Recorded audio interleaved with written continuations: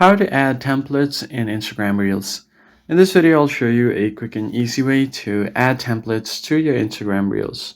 Without any further delay, let's just jump right in. First off, go ahead and open up Instagram and make sure that you are logged into your account.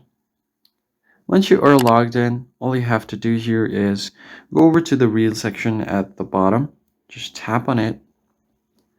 And once your Reel section opens up, you basically want to tap on the top left corner where there's a plus icon. If you have an older version of Instagram, it's going to be on the top right. But I have a newer version, so I'll just tap on top left.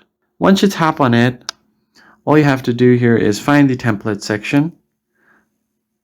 So at the bottom, you can find Reels and templates. So you can go over to templates and find pre-made templates. See here, you can find all these pre-made templates already. You can select any one from them.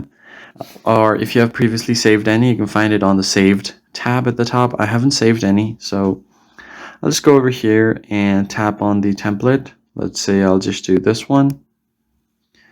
Once you tap on it, you can easily add your media and replace it with your own clips. Tap on next. Once you've added your media, tap on add media. So I'll just select some pictures. You can select multiple pictures from here, so I'll just select a few of them.